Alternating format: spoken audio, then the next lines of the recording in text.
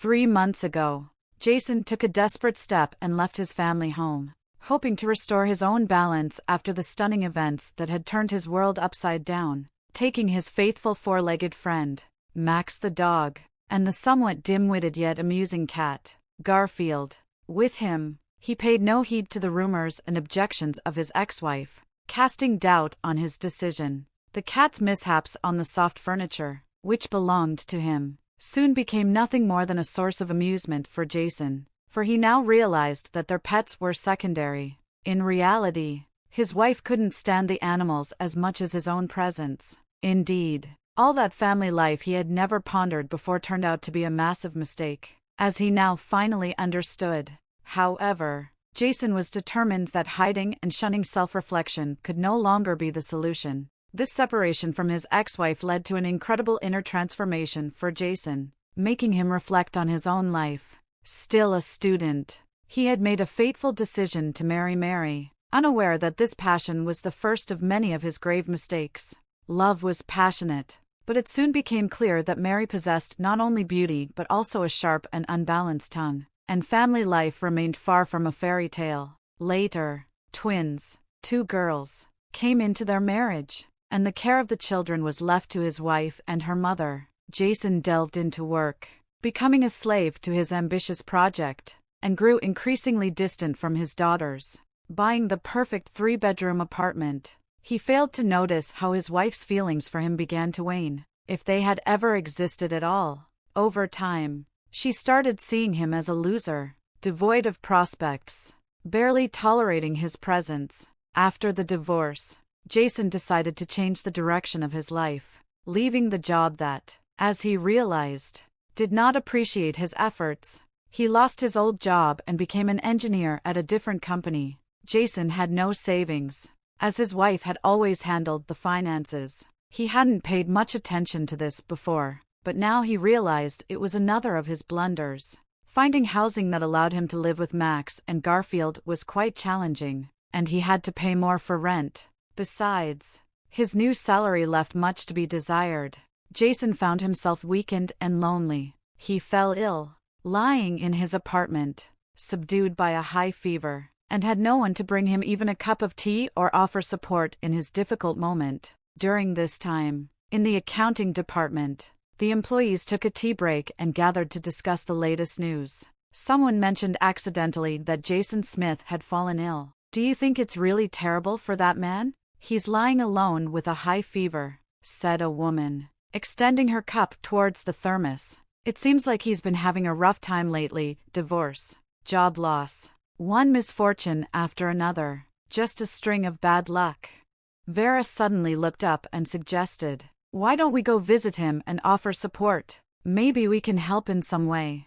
After their workday, the women decided to visit their colleague after all. They bought oranges and cake and headed to the address they obtained from the HR department. Jason was completely taken aback when he saw his colleagues at his door. He was fortunate they had warned him of their intention to come, and he managed to prepare and even trim his appearance. But his weakness was so overwhelming that he could barely move around the apartment. Ultimately, a group of women, including the head accountant, found themselves in Jason's 1-bedroom apartment. Shedding their coats and jackets, they filled the space with various scents and auras. The head accountant firmly headed to the kitchen to boil the kettle. The Labrador approached Vera and nudged her knee. "Oh, what's wrong with you?" Vera asked with concern. "Don't be afraid."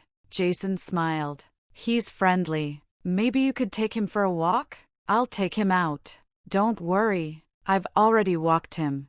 "But you're sick. How can you go out in this cold?" Vera protested. "It will be fine. I'm feeling better already," Jason assured her, acknowledging her concern. Leaving the apartment, Vera handed her phone to Jason. "Call if you need anything. Don't hesitate." That same night, Jason made a call to Vera. "I hope I'm not causing you any extra trouble," he began. "Of course not. How can I help?" Vera replied. "I'd like to ask you something," Jason said. "Why do you need to know?" "I'm single, if that's what you're asking." "Why does it matter?" Vera was surprised. "What's this about?" The tone of the conversation became slightly tense. Why do you need to know? I'm free, and I can do as I please. If I can help someone in a difficult situation, why not? Vera and Jason continued their conversation, spending another 10 minutes talking. Then Vera wished him a good night and hung up. For 2 years, Jason remained in a state of divorce and didn't think about new relationships. He found comfort in living by himself, without a woman, and he felt at ease. However, after the divorce, Jason and Vera started dating, and their relationship grew stronger with each passing day. When Jason divorced his wife, Vera readily took on the responsibility for his dog and cat. She also didn't hesitate to take the cat into her home for her daughter's wedding. Vera's house became lively and cheerful, and she found joy in having a man by her side.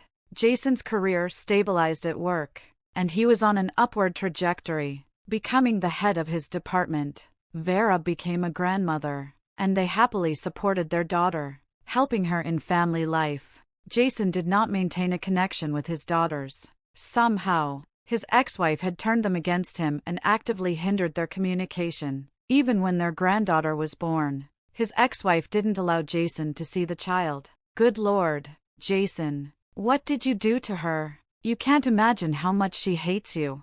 Vera wondered. Yeah, Jason replied, but it's not about hatred. She's just incredibly annoying. Hatred is too strong a feeling, and she doesn't even deserve that. Jason had come to terms with the fact that his ex-wife and daughters had no desire to have any relationship with him. He didn't insist and left them in peace, focusing on his new life with Vera. Everything was going well for Jason, but suddenly, something unexpected happened. His ex-wife, Mary, called him. She was crying on the phone and informed him that her mother had fallen seriously ill, and she couldn't handle the situation. She didn't have a car, and it was difficult for her to reach doctors and pharmacies. She needed moral support because dealing with these difficulties was very tough. Jason asked how he could help, and Mary continued to share her problems. Jason agreed to come and help her with household tasks and medical matters. Vera was displeased with the fact that Jason was spending time and attention on his ex-family, and she expressed her dissatisfaction. Why should we suffer because of this other family? We have nothing to do there, she said. That's not true. My daughters and grandchildren are there, Jason replied. So what? Is there no one else to help except you? Vera retorted. The tone of their conversation grew tense, and they began to argue about how involved Jason should be in the problems of his ex-family. Jason felt that tension was growing between Vera and his ex-wife and found himself on the verge of a breakup between them. Finally, Vera said she was tired of the situation, and they had to cancel their planned trip to the sea due to Mary's mother's illness. This can't go on like this. I'm tired of it. Why should we suffer because of this other family? Vera said. Yeah, I'm starting to feel the same way. It's another family, and I'm tired of it, Jason agreed. I don't want to continue like this anymore. Vera asked him an important question. Do you really love me?